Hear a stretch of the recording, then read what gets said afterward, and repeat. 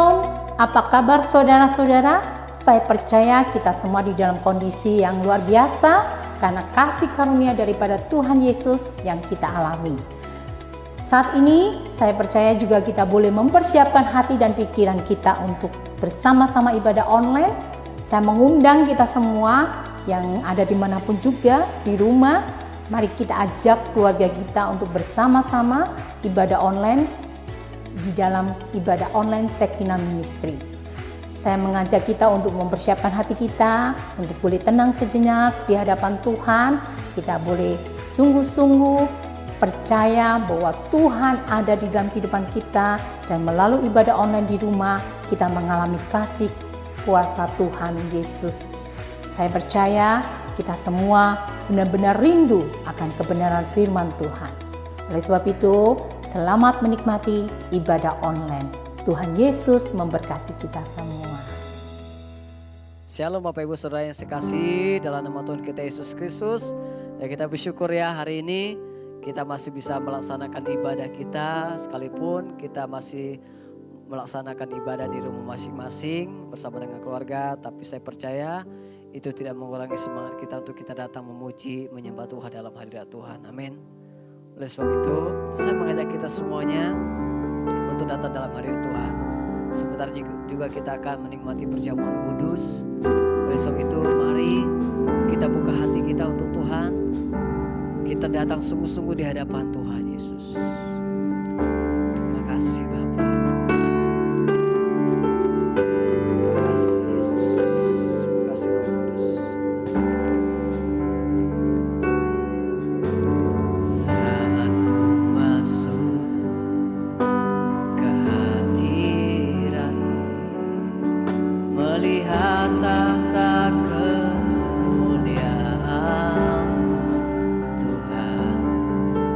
Pujian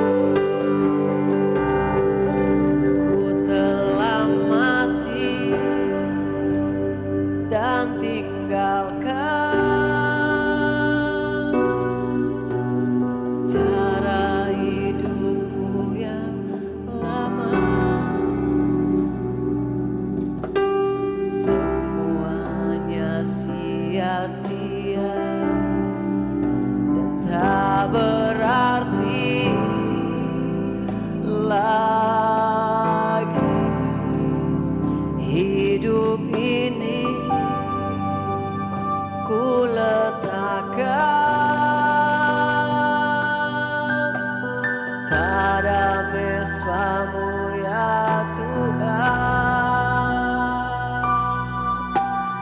Jadilah padaku seperti yang Kau ingini. Oh, ku telah mati dan tinggalkan cara hidupku yang lama. Semuanya sia-sia dan tak berarti lagi. Hidup ini ku letakkan pada mesra-mu ya Tuhan. Jadilah padaku seperti yang Kau ingini. Jadilah padaku Tuhan. Jadilah padaku seperti yang Kau ingini.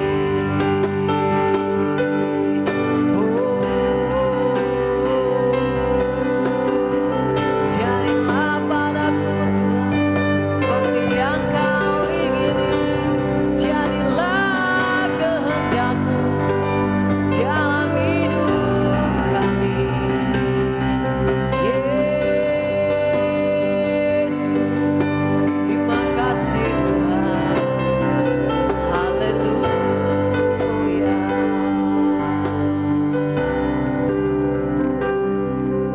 Ini kami Tuhan, ini hidup kami, ini hati kami. Kami serahkan sepenuhnya dalam tangan Tuhan. Jadilah seperti yang Kau ingini Tuhan. Jadilah kehendak-Mu atas hidup kami. Terima kasih buat pengorbanan-Mu. Terima kasih buat kasih sayang-Mu. Terima kasih buat karya terbesar yang Tuhan buat dalam kehidupan kami.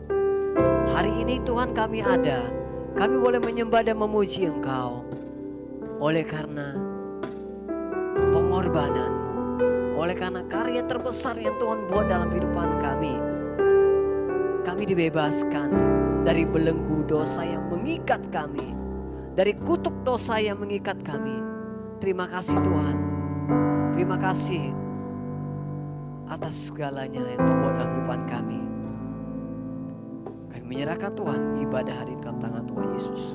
Kau berkati setiap jemaat Tuhan yang mengikuti ibadah pada hari ini ya Tuhan. Biarlah pengurapan daripada-Mu Tuhan turun atas setiap kehidupan kami. Kami yang sakit Tuhan sembuhkan. Kami yang mengalami beban berat Tuhan pulihkan kami. Kami percaya Tuhan Yesus kuasa-Mu mengalir atas setiap kehidupan kami. Darah-Mu tercurah menyucikan kami, menyembuhkan kami, memulihkan kami. Terima kasih Bapa. Terima kasih Roh Kudus.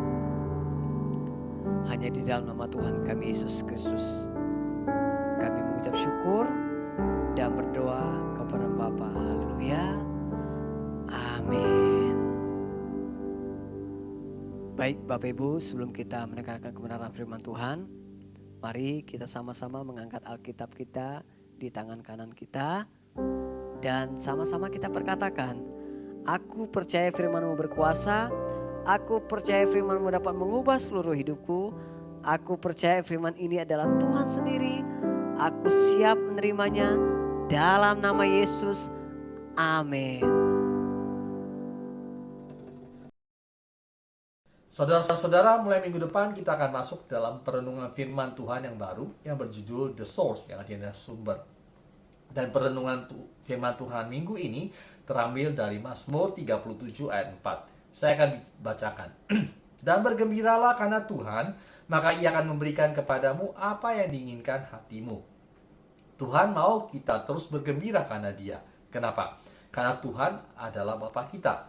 Mengenal Tuhan sebagai Bapa adalah hal yang sangat penting dalam kehidupan kita dan akan membuat hidup kita maksimal. Mari kita bahas lebih jauh hasil dari pengenalan kita akan Tuhan sebagai Bapa. Yang pertama akan menghindarkan kita dari kutuk. Dalam Maleakhi 4 ayat 5-6 dikatakan, "Sesungguhnya aku akan mengutus Nabi Elia kepadamu menjelang datangnya hari Tuhan yang besar dan dahsyat itu. Maka ia akan membuat hati bapa-bapa berbalik kepada anak-anaknya, dan hati anak-anak kepada bapa-bapaknya, supaya jangan aku datang memukul bumi sehingga musnah." Ayat ini menyatakan Tuhan akan memperbaiki hubungan antara bapa dan anak. Seperti Tuhan menginginkan hubungan yang baik antara bapa dan anak, Tuhan juga tidak menginginkan hubungan kita dengan Dia menjadi suatu hubungan yang jauh dan dangkal yang cuma didasarkan atas rasa takut kita kepadanya. Mungkin kita takut berdosa atau bahkan menjadi terkutuk di hadapan Tuhan. Tapi sesungguhnya rasa takut ini justru menjauhkan kita dari Tuhan. Roma 8 ayat 15 berkata, "Sebab kamu tidak menerima roh perbudakan yang membuat kamu menjadi takut lagi. Tetapi kamu telah menerima roh yang menjadikan kamu anak Allah. Oleh roh itu kita berseru, ya Aba, ya Bapa." Paulus sedang membandingkan antara roh perbudakan yang diterima bangsa Israel di Gunung Sinai dengan Roh Kudus yang kita terima melalui Kristus. Hal ini jelas dari ayat 3 dan 4 dalam pasal yang sama, yaitu Roma 8 ayat 3-4. "Sebab apa yang tidak mungkin dilakukan hukum Taurat karena tidak berdaya oleh daging, telah dilakukan oleh Allah dengan jalan mengutus anaknya sendiri dalam daging, yang serupa dengan daging yang dikuasai dosa karena dosa. Ia telah menjatuhkan hukuman atas dosa di dalam daging, supaya tuntutan hukum Taurat digenapi di dalam kita, yang tidak hidup menurut daging, tetapi menurut roh." Memang Tuhan memberikan hukum Taurat sebagai dasar hubungan antara bangsa Israel dengan Tuhan, tapi itu diberikan karena bangsa Israel yang memintanya. Bangsa Israel begitu ketakutan dengan penampakan Tuhan di Gunung Sinai.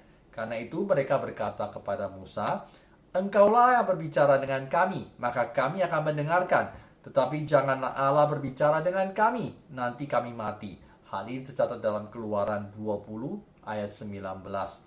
Lalu dalam Ulangan 5 ayat 27 tercatat, "Mendekatlah engkau dan dengarkanlah segala yang difirmankan Tuhan Allah kita, dan engkaulah yang mengatakan kepada kami segala yang difirmankan kepadamu oleh Tuhan Allah kita. Maka kami akan mendengar dan melakukannya." Bangsa Israel meminta Musa untuk menjadi perantara hubungan mereka dengan Tuhan, dan mereka cukup menerima perintah Tuhan dan melakukannya. Tetapi apakah hubungan seperti ini yang sebenarnya diinginkan oleh Tuhan dengan bangsa Israel? Jika kita membaca pasal sebelumnya, yaitu pasal 19, waktu pertama kali bangsa Israel sampai di Gunung Sinai, dan pertama kali Musa naik untuk bertemu dengan Tuhan, bukan hal ini yang diinginkan Tuhan untuk bangsa Israel. Mari kita baca Keluaran 19 ayat 5-6. "Jadi sekarang, jika kamu sungguh-sungguh mendengarkan firman-Ku dan berpegang pada perjanjian-Ku, maka kamu akan menjadi harta kesayangan-Ku sendiri dari antara segala bangsa, sebab Akulah yang empunya seluruh bumi.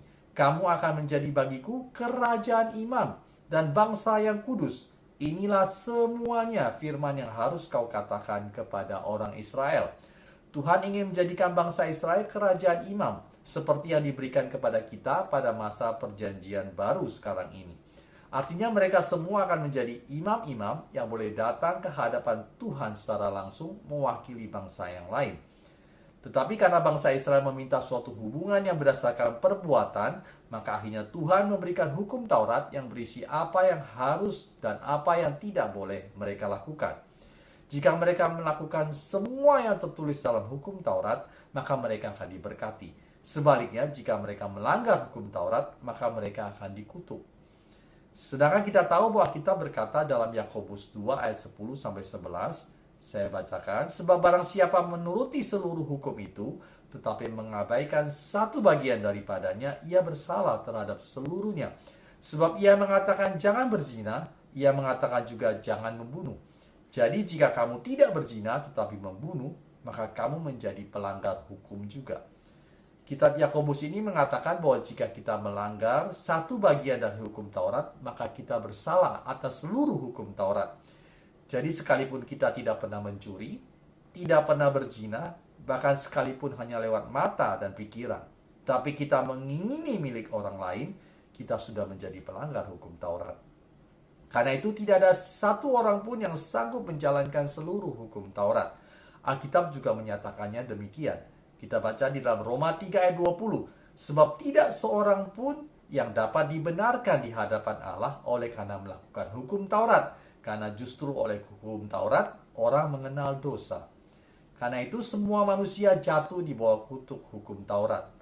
Itulah sebabnya Tuhan perlu mengirimkan seorang juru selamat, yaitu Kristus, untuk menebus dosa kita dan menebus kita dari kutuk hukum Taurat. Hal ini tercatat dalam Galatia 3 ayat 13 sampai 14. Kristus telah menebus kita dari kutuk hukum Taurat dengan jalan menjadi kutuk karena kita. Sebab ada tertulis, terkutuklah orang yang digantung pada kayu salib. Yesus Kristus telah membuat ini supaya di dalam Dia berkat Abraham sampai kepada bangsa-bangsa lain, sehingga oleh iman kita menerima roh yang telah dijanjikan itu. Karena penebusan Kristus kita menerima berkat Abraham, yaitu roh yang dijanjikan itu. Jadi sebagai ganti roh perbudakan hukum Taurat, Tuhan memberikan Roh Kudus yang memampukan kita membangun hubungan yang erat dengan Tuhan. Dan oleh roh itu kita dapat berseru, ya Aba, ya Bapa. Karena sesungguhnya Dia adalah Bapa kita. Karena roh inilah kita bisa memiliki keyakinan bahwa kita benar-benar adalah anak Tuhan. Alkitab berkata di dalam Roma 8 ayat 16, roh itu bersaksi bersama-sama dengan roh kita bahwa kita adalah anak-anak Allah. Jadi jika kita tidak mengerti posisi kita saat ini sebagai anak dan Tuhan adalah Bapa kita, dan semuanya terjadi hanya karena anugerah Tuhan dan apa yang telah Yesus lakukan bagi kita di atas kayu salib, kita akan terus berusaha untuk memenuhi kriteria hukum Taurat dengan kekuatan kita. Dan ketika kita gagal, kita akan berada dalam posisi terkutuk. Tapi sebaliknya, jika kita mengerti posisi kita sebagai anak, maka kita dibebaskan dari ketakutan akan kutuk hukum Taurat. Dan dengan iman, kita masuk ke dalam keberkatan anak-anak Tuhan dan menerima karunia Roh Kudus. Hasil yang kedua dari pengenalan akan Tuhan sebagai Bapa adalah hidup dengan Bapa akan memaksimalkan hidup kita. Hasil yang kedua dari pengenalan kita akan Tuhan sebagai Bapa adalah hidup kita akan maksimal. Dalam 1 Korintus 11 ayat 3 tercatat, tetapi aku mau supaya kamu mengetahui hal ini, yaitu kepala dari tiap-tiap laki-laki ialah Kristus, kepala dari perempuan ialah laki-laki, dan kepala dari Kristus ialah Allah. Dalam bahasa aslinya, kata kepala ini berasal dari kata kepale, yang artinya adalah sumber. Kita tahu ada berbagai nama yang diberikan untuk Tuhan di dalam perjanjian lama.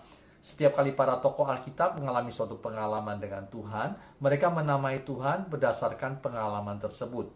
Contohnya, Abraham mengenal Tuhan sebagai El Elyon, yang artinya adalah Tuhan yang maha tinggi, ketika dia diberkati oleh Imam Melkisedek setelah dia menang perang, menyelamatkan Lot keponakannya. Dan ketika Tuhan menyediakan domba untuk menggantikan Ishak yang akan dipersembahkan, Abraham mengenal Tuhan sebagai Yehova Jireh, yang artinya adalah Tuhan yang menyediakan. Tapi dari semua nama-nama Tuhan itu, terangkum di dalam satu nama yang dikenalkan oleh Yesus kepada kita, yaitu Bapa. Bapa adalah sumber dari segala sesuatu.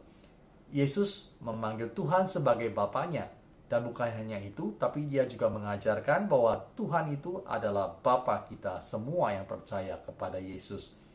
Di dalam Yohanes 17 ayat 25-26 tercatat, Yesus berkata, "Ya Bapa yang adil, memang dunia tidak mengenal Engkau, tetapi aku mengenal Engkau, dan mereka ini tahu bahwa Engkaulah yang telah mengutus aku, dan aku telah memberitahukan namamu kepada mereka, dan aku akan memberitahukannya, supaya kasih yang Kau berikan kepadaku ada di dalam mereka, dan aku di dalam mereka." Ketika Yesus sedang berbicara tentang kekhawatiran, Dia berkata bahwa Bapa yang akan memelihara kita. Matius 6 ayat 26 berkata, "Pandanglah burung-burung di langit yang tidak menabur dan tidak menuai dan tidak mengumpulkan bekal dalam lumbung, namun diberi makan oleh Bapamu yang di sorga. Bukankah kamu jauh melebihi semua burung-burung itu?" Dan Yesus melanjutkan dalam Matius 6 ayat 31 sampai 32, sebab itu janganlah kamu khawatir dan berkata, apakah yang akan kami makan? Apakah yang akan kami minum? Apakah yang akan kami pakai? Semuanya itu dicari bangsa-bangsa yang tidak mengenal Allah. Akan tetapi Bapamu yang di sorga tahu bahwa kamu memerlukan semuanya itu. Yesus sengaja menggunakan istilah Bapamu untuk menunjukkan bahwa Tuhan adalah Bapa kita semua. Bahkan Yesus rela mati karena kepercayaannya tentang status Tuhan sebagai Bapa. Kita baca di dalam Yohanes 5 ayat 18, sebab itu orang-orang Yahudi berusaha lebih lagi untuk membunuhnya, bukan saja karena ia meniadakan hari Sabat, tetapi juga karena ia mengatakan bahwa Allah adalah Bapanya sendiri. Dan dengan demikian menyamakan dirinya dengan Allah. Yesus juga menyatakan bahwa Allah Bapa adalah sumber dari segalanya bagi hidup kita. Segala kebutuhan kita tidak perlu khawatir karena Tuhan yang akan memenuhinya. Kita tahu bahwa Tuhan itu, Bapa adalah Tuhan yang menjawab doa-doa kita. Hal ini tercatat dalam Mazmur 50 ayat 15. Dan Tuhan juga Bapa kita yang mengampuni kesalahan dan menyembuhkan penyakit kita. Tercatat dalam Mazmur 103 ayat 3. Dan Bapa yang memuaskan hati kita dengan hal-hal yang baik. Tercatat dalam Mazmur 103 ayat 5. Dan juga Bapa yang mencukupi segala kebutuhan kita. Tercatat dalam Mazmur 104 ayat 27 sampai 29. Dan Bapa juga menyertai kita dengan kuasanya. Tercatat dalam Yosua 1 ayat 5. Jika kita tahu bahwa Tuhan adalah sumber kehidupan kita, kita akan dengan berani menjalani hidup kita. Karena kita tahu Tuhan akan mencukupkan segala yang kita butuhkan dalam kehidupan ini. Hal ini akan membuat hidup kita menjadi maksimal. Yang ketiga, hidup dengan Bapa membuat kita mengalami sorga. Kita tahu bahwa Tuhan adalah kasih. Dan sebagai Bapa tentu Tuhan mengasihi kita. Kita perlu sadar bahwa kasih Tuhan itu adalah kasih yang tanpa syarat. Kasih yang memberikan kesempatan yang kedua. Dan juga kasih yang tidak memanjakan, tetapi mengizinkan kita dididik dan menerima konsekuensi atas kesalahan kita. Mari kita renungkan perumpamaan Yesus tentang anak yang hilang. Si bungsu berpikir bahwa dia hanya memerlukan harta bapaknya, berkat bapaknya. Dia tidak perlu bapak, dan bahkan bapak hanya menyusahkan dia. Karena itu setelah menerima warisan, si bungsu segera menjual warisannya dan pergi meninggalkan bapak. Dia pergi dengan penuh berkat dari bapaknya. Bapak terpaksa membiarkan si bungsu pergi dan menerima konsekuensi atas semua pilihannya. Karena bagaimanapun dijelaskan pada saat itu, si bungsu tidak akan mengerti tentang kebutuhannya akan hubungan dengan bapak. Setelah melewati semua kesusahan sebagai konsekuensi atas pilihannya, si bungsu baru menyadari bahwa dia memerlukan bapak untuk dapat hidup dengan baik. Itulah sebabnya si bungsu kembali kepada bapak. Dan bapak bukan hanya menerima kembali, tetapi juga menunjukkan kasihnya dan mengembalikan posisi si bungsu sebagai anak. Bahkan tidak ada teguran maupun omelan, karena bapak tahu bahwa si bungsu sudah mengerti keperluannya akan hubungannya dengan bapak. Masalah baru muncul dengan si sulung, karena si sulung mendasarkan hubungannya dengan bapak berdasarkan perbuatan. Karena itu ia merasa bahwa ia sudah berbuat banyak untuk bapak. Dari kacamatanya si bungsu sama sekali tidak masuk hitungan, karena si bungsu tidak berbuat apa-apa untuk bapak selain menghabiskan hartanya. Tetapi hubungan yang dimiliki si sulung dengan bapaknya jelas bukan hubungan yang baik, karena ia menginginkan anak domba untuk berpesta dengan teman-temannya. Ia lebih memilih bersuka cita dengan teman-temannya daripada bersuka cita dengan bapaknya, karena bapaknya telah menerima adiknya kembali dengan selamat. Ia sama sekali tidak mengerti hati bapaknya. Dan mari kita dengarkan jawaban bapak kepada si sulung. Bapak berkata, selama ini engkau selalu bersama-sama dengan aku. Bagi bapak, posisi hati jauh lebih penting daripada perbuatan. Justru hal ini yang sudah dimengerti oleh si bungsu, tetapi masih belum dimengerti oleh si sulung. Jadi jika kita mengerti bahwa Bapa mengasihi kita, bukan karena perbuatan kita, tetapi karena kita adalah anaknya. Dan bahkan Bapa ingin kita selalu bersama-sama dengan Dia. Maka kita akan mengerti perkataan Bapa selanjutnya, yaitu segala kepunyaan Bapa adalah kepunyaan kita. Jika kita mengerti hal ini, maka kita akan mengalami sorga di bumi. Yang keempat, hidup dengan Bapa membuat kita berjalan dalam kebenaran. Sebagai balasan atas kasih Bapa, tentu kita akan mengasihi Dia. Semakin kita mengerti betapa Bapa mengasihi kita, maka semakin kita mengasihi Bapa. Dan kita akan berjalan dalam kebenaran karena kita mengasihi Bapa dan ingin menyenangkan hati Bapa. Tujuan kita bukan lagi sekedar mendapatkan seekor anak domba untuk berpesta dengan teman-teman kita, tetapi karena melakukan kehendak Bapa adalah kesukaan kita sendiri. Dan tentunya ada Roh Kudus yang akan menolong kita dalam memenuhi kewajiban kita sebagai anak. Saya akan bacakan sekali lagi Roma 8 ayat 4 yang telah kita baca di atas. Supaya tuntutan hukum Taurat digenapi di dalam kita, yang tidak hidup menurut daging, tetapi menurut roh. Kita perlu perhatikan bahwa di sini dikatakan bahwa tuntutan hukum Taurat dipenuhi di dalam kita dan bukan oleh kita. Jadi, bukan dengan kekuatan kita memenuhi tuntutan hukum Taurat, tapi karena kita berjalan di dalam roh, maka dengan sendirinya tuntutan hukum Taurat itu akan digenapi di dalam kita.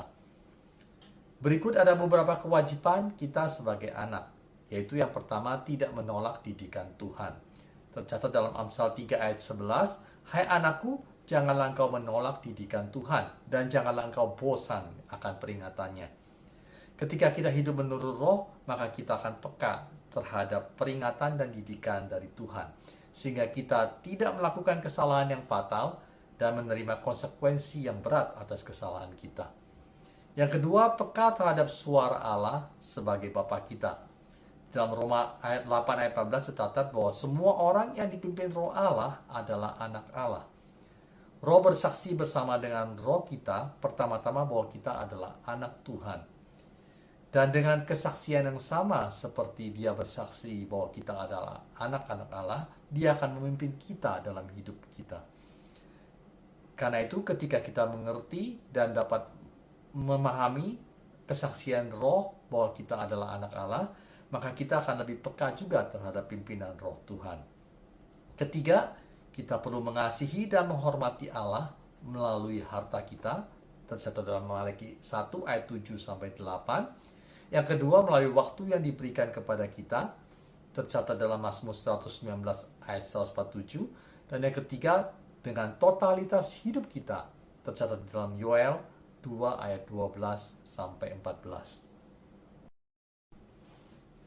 Mari kita simpulkan perenungan firman Tuhan kita hari ini. Sekali lagi saya bacakan Mazmur 37 ayat 4. Dan bergembiralah karena Tuhan, maka Ia akan memberikan kepadamu apa yang diinginkan hatimu.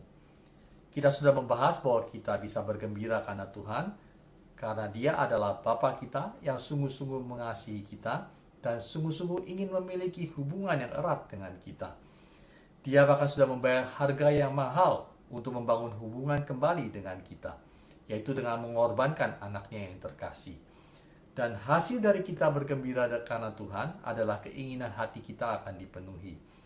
Ketika kita sadar bahwa kita adalah anak, maka kita akan sadar bahwa kita adalah ahli-ahli waris bersama-sama dengan Kristus.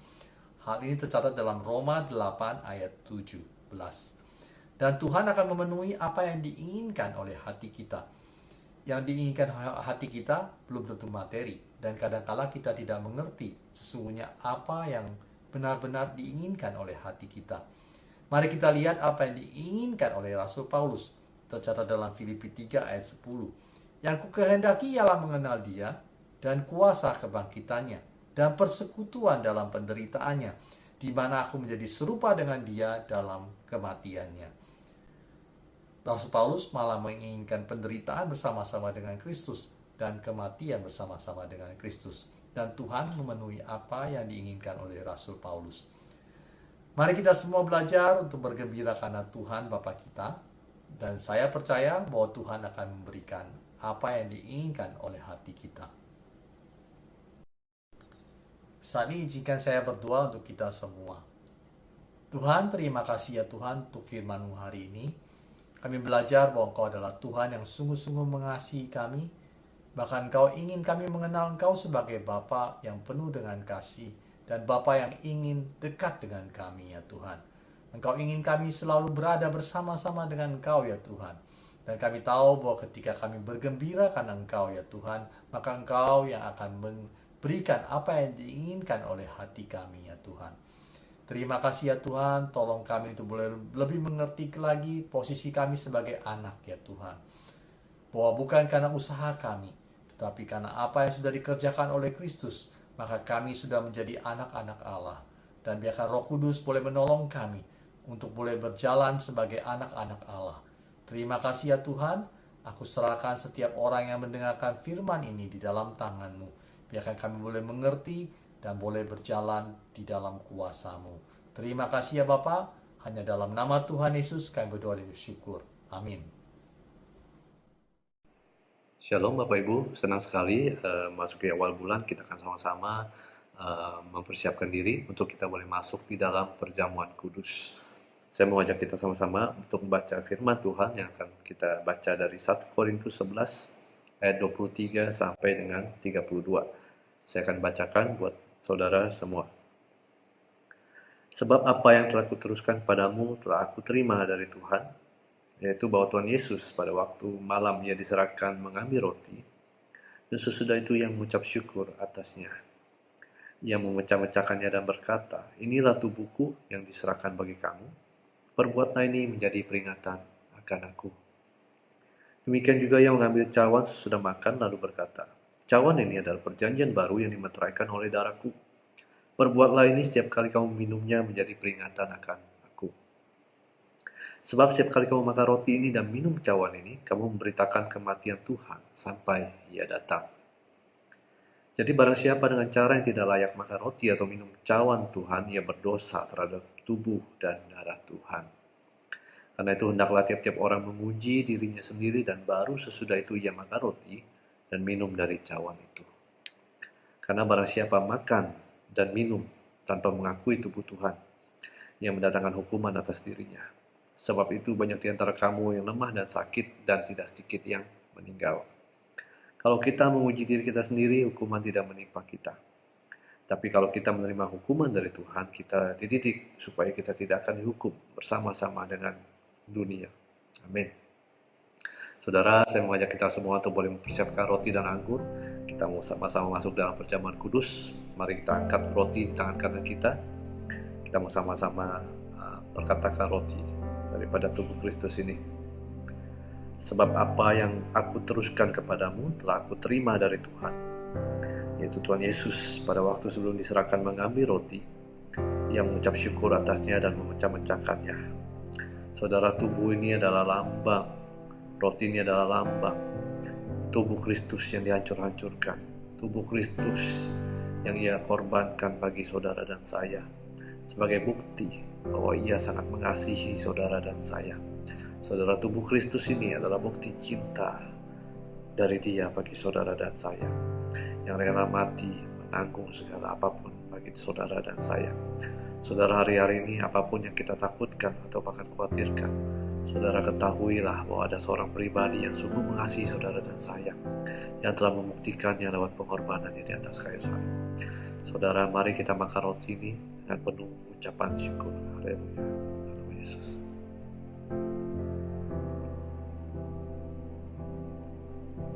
Saudara, mari kita sama-sama angkat anggur di tangan kanan kita.